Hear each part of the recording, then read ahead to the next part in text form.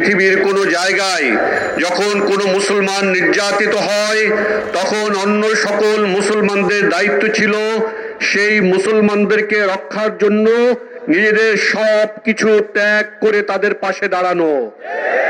কিন্তু আজ আমরা দেখতে পাচ্ছি যে তাদের পাশে না দাঁড়ানোতেই আমাদের কার্যক্রম ক্ষান্ত হয়নি, বরং আমরা দেখতে পাচ্ছি একটি অন্যতম বৃহত্তম মুসলিম দেশ হয়েও আজকের মুসলমানদের শত্রুদের সাথে হাত মিলানোর পায়তারা চলছে।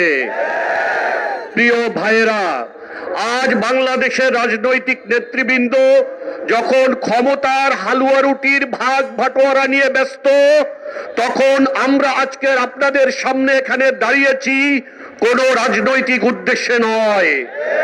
আমরা দাঁড়িয়েছি কতিপয় নগণ্য বান্দা, একমাত্র মুসলিম হিসেবে, আল্লাহর বান্দা হিসেবে মুসলমানদের পাশে দাঁড়ানোর দায়িত্ব থেকে এখানে দাঁড়িয়েছি।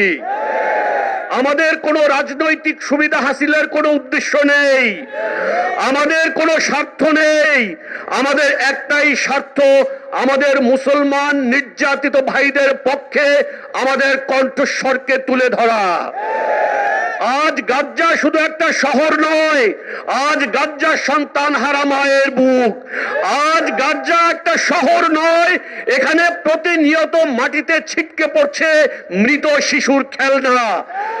আজ এখানে প্রতিনিয়ত ধ্বংসস্তূপ থেকে নিঃশ্বাস বের হচ্ছে মৃত মানুষের, যে আত্মা এখনো বাকি আছে সেই ধ্বংসস্তূপ থেকে মৃত মানুষদের নিঃশ্বাস বের হচ্ছে এখনো। আজ গাজ্জা এমন এক নাম যা উচ্চারণ করলে যে কোনো হৃদয়বান মানুষের বিবেক প্রকম্পিত হয়। আজ সেখানে কি আছে? মায়ের কোল আছে কিন্তু কোলে শিশু নেই। আজ সেখানে ঘর আছে, ঘরের ছাদ নেই। আজ আসে সেখানে মজলুমের আর্তনাদ, আজ আসে সেখানে জালিমের নৃশংসতার আলামত। কিন্তু এই যে অবস্থা, এখানে আমরা কি দেখতে পাচ্ছি? আপনারা শুনেছেন যে আমেরিকান প্রেসিডেন্ট ডোনাল্ড ট্রাম্পের প্রস্তাবে একটি আন্তর্জাতিক বাহিনী গঠন করার প্রস্তাব করা হয়েছে। এই প্রস্তাবের মাধ্যমে মূলত ফিলিস্তিনের যুদ্ধ প্রথম স্তর থেকে দ্বিতীয় স্তরে প্রবেশ করেছে। আপনারা শুনেছেন যে যুদ্ধবিরতি হয়েছে, শুনেছেন না?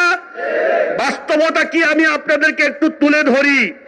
গাজায় যুদ্ধবিরতির পর থেকেও 500-র মতন ফিলিস্তিনিদেরকে এই ইসরায়েল হত্যা করেছে, 1500 মতন মানুষকে তারা আহত করেছে।